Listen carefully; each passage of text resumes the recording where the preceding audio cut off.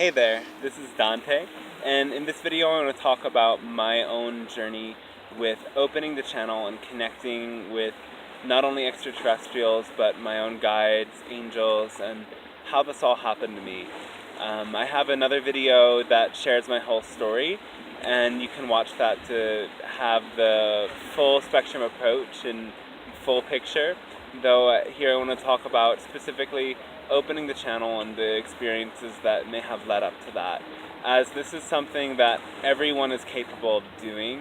I don't consider myself special in the sense that channeling is something only I can do, and in fact, in the times to come, more and more people are going to use this channeling gateway as the gift that it is, and we will become a telepathic species, and we will become a species that is totally aware of and in contact with many other levels of reality all the time. It's normal, it's natural. It's not supernatural. It's not beyond what is natural. Though it is pretty super, and it is totally natural. So I guess as a child I was very fascinated by this kind of what we called then supernatural phenomena. Though nothing really extraordinary happened to me. I had a friend who was very obsessed with extraterrestrial information and would have these crazy vivid dreams that were actually contact experiences, and I would just investigate and ask so many questions, and it got to a point where those experiences became so frightening for him that he stopped answering those questions, and I kind of turned off a bit, though I was always curious what is really going on out there, because I felt that there was something more.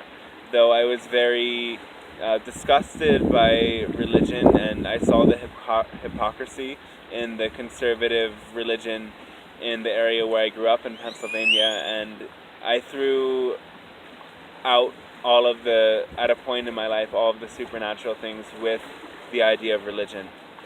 Until, as I shared in my other video, at 19 I had a spiritual awakening, and that led me to yoga and led me to many things. And at a point I found this book that was called Portals and Corridors, A Journeyer's Guide to Hyperspace. And this was something that was very intriguing for me, because it proposed the idea that our imagination can access alternate levels of reality. And I was already working with plant medicines, and I started to see that through just these simple imaginative techniques and the tools suggested to me in this book, that I could go into some of those similar frequencies and states of consciousness without it entirely. And not only that, I started to realize that in those states of consciousness I could meet other beings that had very intriguing things to share with me. And the veils between dimensions started to thin for me at the age of 19, 20, more when I was 20. And a lot of channeled information came to me that suggested the year 2012. I mean, the information had already been out there a while, but it suggested in that year 2012 something big was happening. And I, reading some of this information, found myself in like these big states of bliss. I was actually alone, in the sense that there weren't many people in my life that were on that same metaphysical wavelength, though I knew that, okay, I just have to go. I have to go to Mexico in 2012. And when I was there in Mexico, in Palenque, I was guided by chance, circumstances, and synchronicity to a community where there were medicine ceremonies being served. And I participated and again found myself going beyond the veil to those other dimensions. And a couple days after that ceremony, without medicine, it became, okay, December 21st.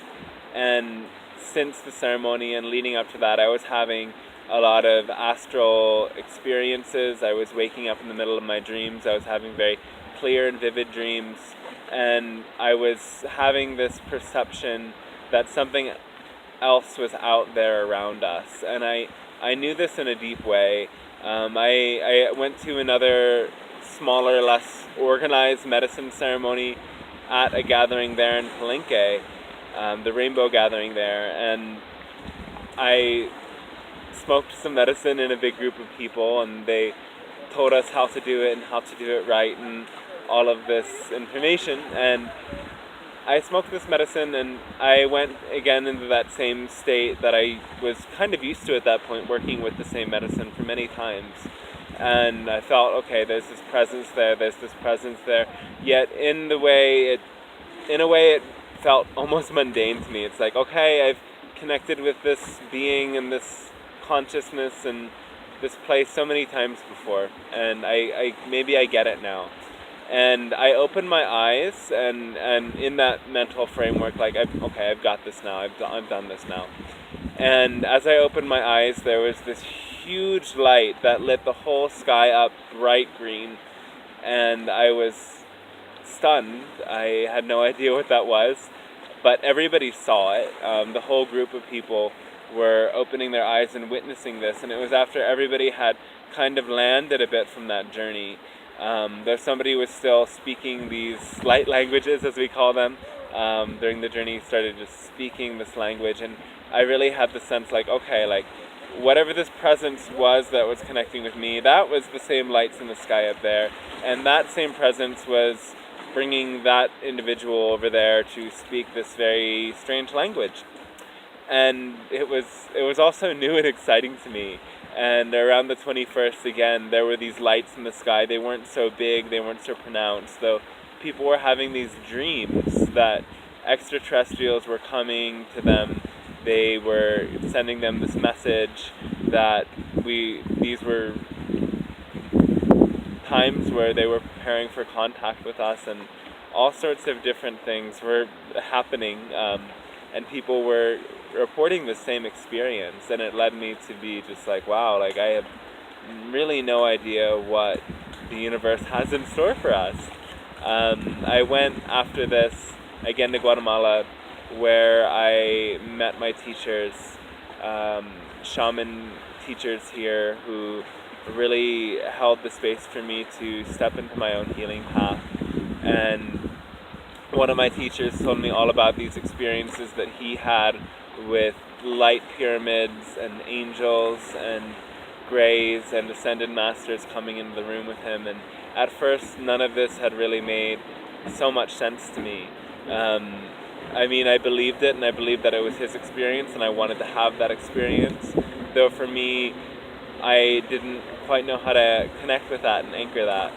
Though I learned different techniques like theta healing and work that he was doing with me that allowed intuition to express itself through pendulums, through different muscle tests, through ways that you could ask certain questions about what was going on in these greater connections and open these channels. And I found out through doing some of this work that I had connections with extraterrestrials that I wasn't fully aware of at that point.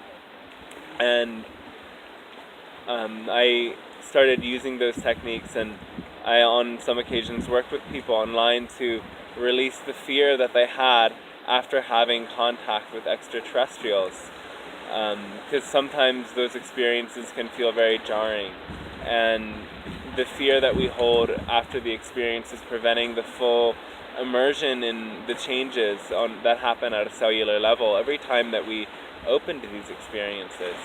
So it was still all very new to me, but I kept going with it, and I kept doing my healing work. And several years later, I became an instructor for integrated energy therapy that works with channeling angel frequencies.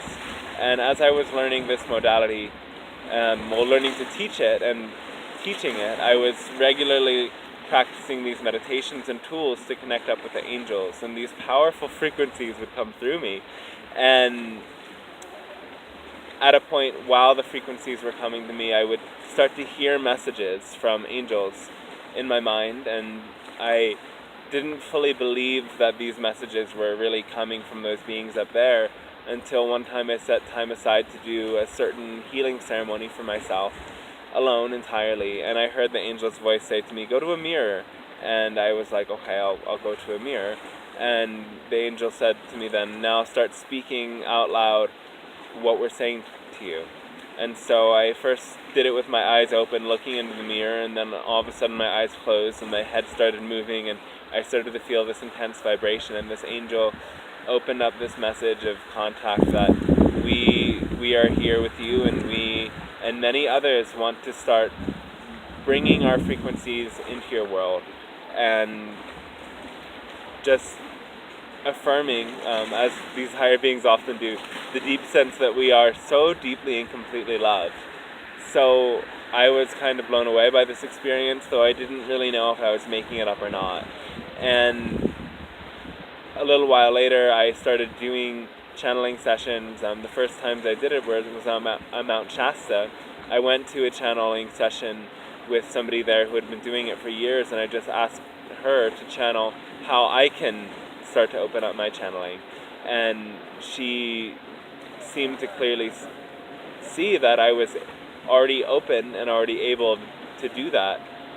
And she just told me to start recording things and listening to the sessions afterwards and channeling for people. And so I tried it there on the mountain, and while I still believed I was making it up entirely, my friends reported having these deep and profound experiences that I found to be very intriguing.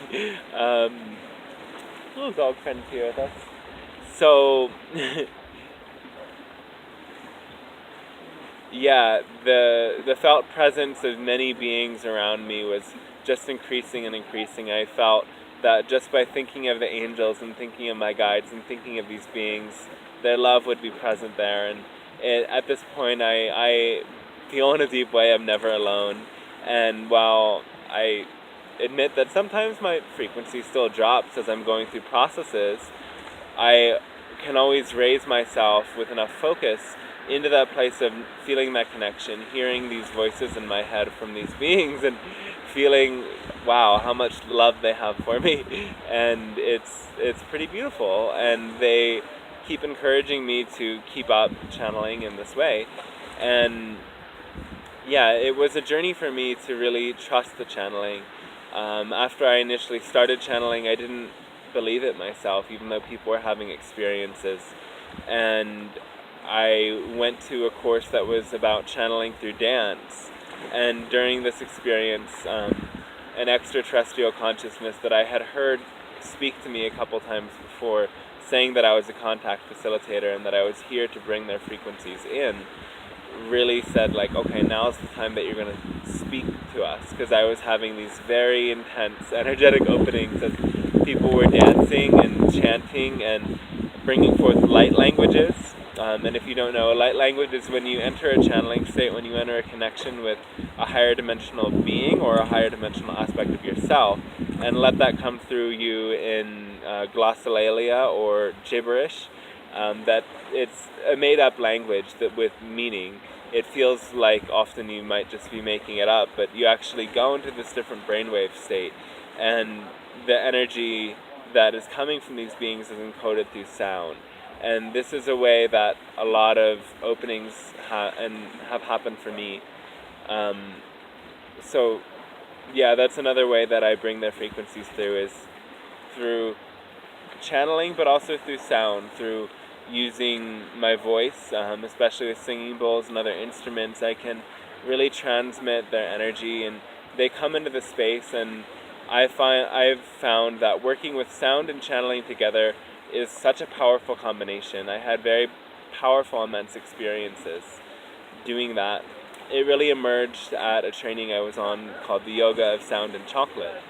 And I worked a lot with cacao and with a teacher here in Guatemala that started this cacao revolution.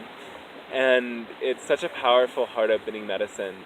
And I was always really moved in a deep way by the sound healing experiences. And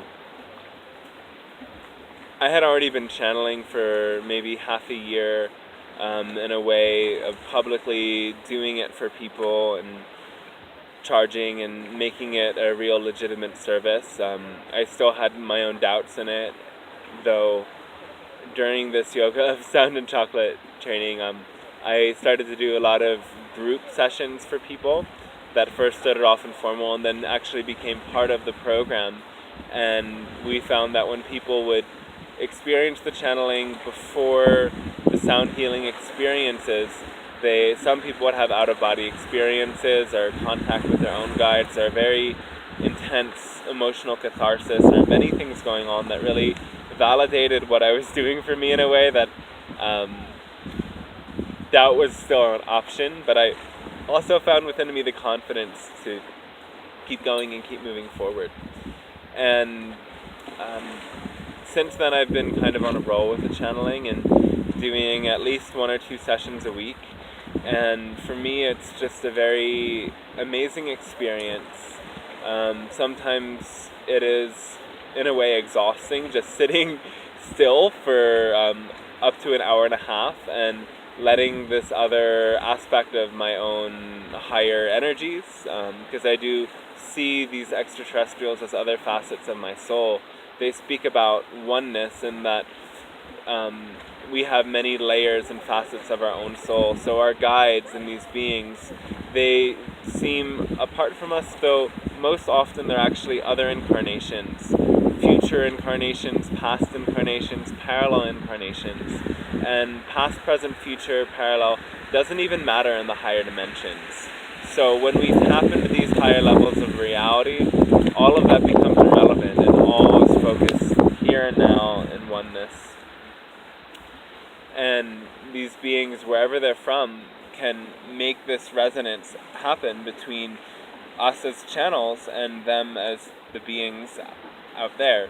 And they really bring such transformation to people. Sometimes when people are just there feeling the energy of these beings, they start releasing, they start feeling that lightness, feeling that bliss, feeling that power within them that can lead them to transform and can lead magic to happen just through synchronicity, through following your excitement. And that's really the most important message that I find comes through the Pleiadian beings I channel or any extraterrestrial group, is that when you follow your heart, when you give yourself fully to that excitement and passion within your heart, you come into this complete state of flow. And that state of flow is what allows you to start to bridge this reality, this physical world, and the higher levels of reality. And it really happens, the channeling happens in a complete flow state. And at first when I started doing it, I still felt some resistances that were just my own beliefs of like, what if I can't do this right? What if they're not going to like it? What if I'm interfering with what these beings are saying with my own beliefs and thoughts? And to a degree, I think there is always some layer and lens of distortion, because they need our own consciousness in order to actually form words. The words that come through, the metaphors that come through, are usually just coming from my own subconscious store, and they have access to all of that information, and from all of it, they choose and deliver to me the parts that are the most relevant. Though for me, as I'm saying it, I'm still aware of my own thoughts, but I'm very clearly focused on the stream of energy that's coming from them, the Pleiadian group. And it's so beautiful and very powerful, and it leads to just joy. Like I said before, it can lead to a bit of exhaustion if I feel like I've been doing it too much, as it's a lot of energy coming through one system. And whenever we open to accelerated energies, powerful high vibrations, the densities, the lack beliefs, the stuckness within us does get triggered and does come up. So the journey of channeling for me has been a really accelerating, transmuting, clearing process. And it's one that also brings a lot of great joy. And so they happen to communicate mostly telepathically, though I have seen some interesting phenomena in the sky at times. And again, this is something that happens just through being in flow, being in the right place at the right time. And I mean, this is a realm that I'm not entirely sure about. And I feel like it's something that will develop more as I follow my own trust and excitement. Sorry, the clouds over there on the volcano are really beautiful. Let me stay focused. So yeah, I think just gazing at the night sky and looking at the stars, feeling the energy of the stars, and really clearly opening yourself to that level of telepathic communication, realizing that all of the beings out there are hearing all of your thoughts, and they're feeling the fears that you yourself may not be aware of, the fears that would block contact. And the truth is that if we were really ready for extraterrestrial contact, if I was really ready for full extraterrestrial contact, it would have happened by now. And it is something that intrigues me, and I know it's a part of my journey that I have to put more focus on, or I don't have to, but I want to, though there's so many things to focus on that are so joyful. And just delivering their frequency and helping lay the groundwork for more people to open to the telepathic communication is my highest excitement and is my greatest joy, and does bring me enough fulfillment that I am happy to keep doing it. Though I would of course love for them to just come down and say hello sometimes, though I also know that part of me is still a little freaked out about that. And I'm sure I'm a little bit less freaked out than most people would be. Though I have had many astral out-of-body experiences in contact. And these experiences happen in higher dimensions in between veils, that most of the time when this happens, I'm still slightly aware of my physical body, though I'm more aware of my energy body, and I'm aware that my energy body is bilocating, that part of me is on, usually, sometimes I'm on one of their planets, and I'm recalling one of my other incarnations there, though more often I go to a ship that they have kind of stationed around these power spots. And if you're not around a power spot, they will come to you if you're really in that empowered energy that is receptive to them. And it's very easy to astral travel. It involves that you, first of all, just let go of, focus on your physical surroundings and empower your ideas about what imagination is and what imagination can be. Because having an astral journey and using your imagination, sometimes the difference is so subtle that people think that they're just making it up when they're actually having contact with guides and other beings.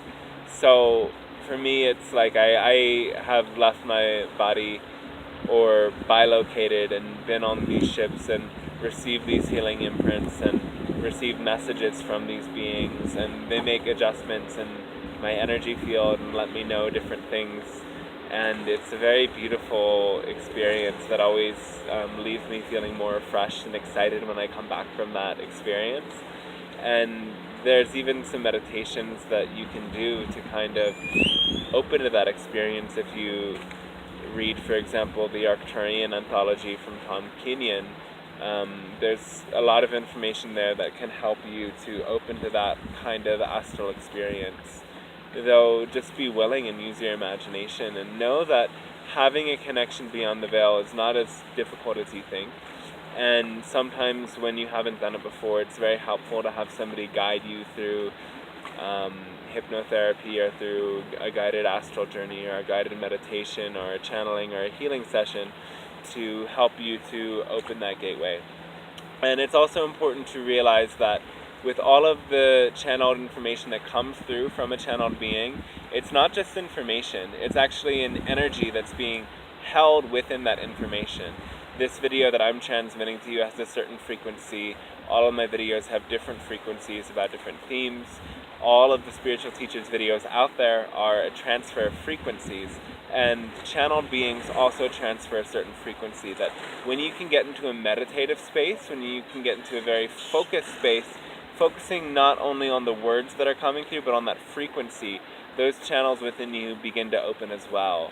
And I have experienced a lot of really higher states of consciousness, just listening to channeled beings. My favorite beings being Bashar and Abraham, though of course there are many others out there that I've enjoyed as well.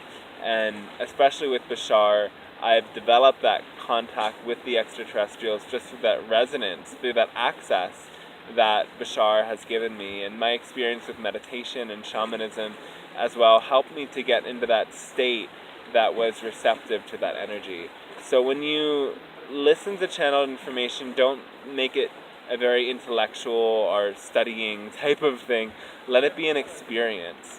Let yourself realize that when you're listening to that information, you're receiving energy, and that energy, if you bring your focus to the right places, can rearrange your own wiring to get to that place within your heart and soul where you know that information to be true, and where you can tap into other aspects of your own consciousness and soul. So I think the biggest thing I want to get through with this video is that it is not as hard as it seems. And yes, we all do need support through somebody who has opened that gate already. And those who have the gates open are really good reflectors to each other. Like I love having channeling sessions from other people. I always like feedback as well and reflections. The channeled beings always make clear that they're learning from us as much as we're learning from them. There's so much to be said about the power of reflection, and that is why I call this some of the sessions I do when it's just me channeling me reflective counseling, because it's through this self-aware reflective process that we really gain greater awareness within ourselves.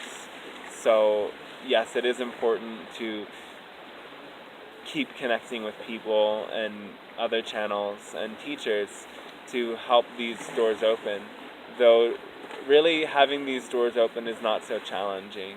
It just involves changing your own belief systems, following your excitement, being willing to focus so much with your imagination, and I think a degree of playfulness.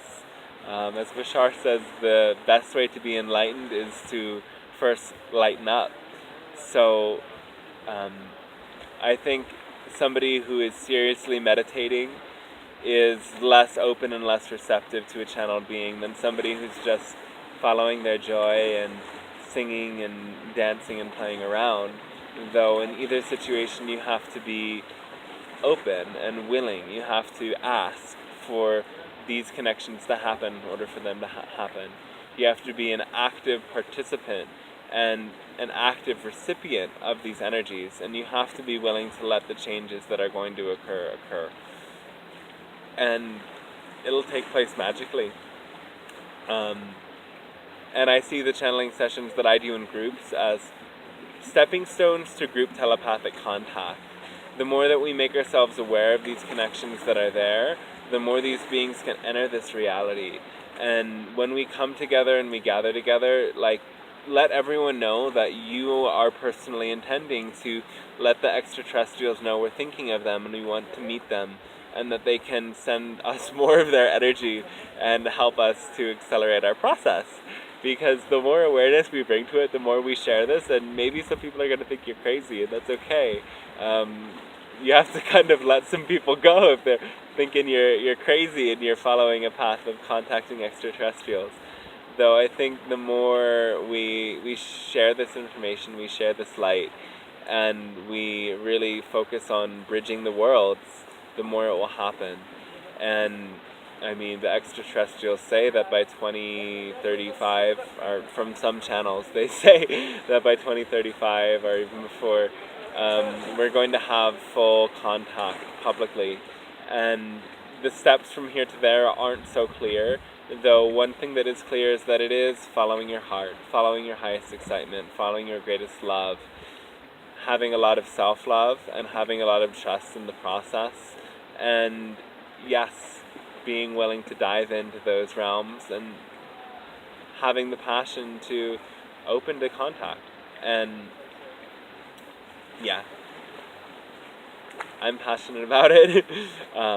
There's so much more for me to do and discover Though as of now, this is what I have to say about this phenomenon and experience. I hope it's been helpful for you and informative. If you want to dive deeper into some things that you've experienced, or open your own channel for these connections to happen more, channeling sessions are very helpful. So you can contact me to schedule in a channeling session online or in person if you're around wherever I am. And we can help more of those gateways open to bring in this new paradigm of contact with the other dimensions and our extraterrestrial guides there. And as well, the same channels that the extraterrestrials communicate to us with are there for many other beings who are entirely non-physical, and they're always around us as well. Angels, faeries, devas, gnomes, and I have connections with them too, and I am aware of them around.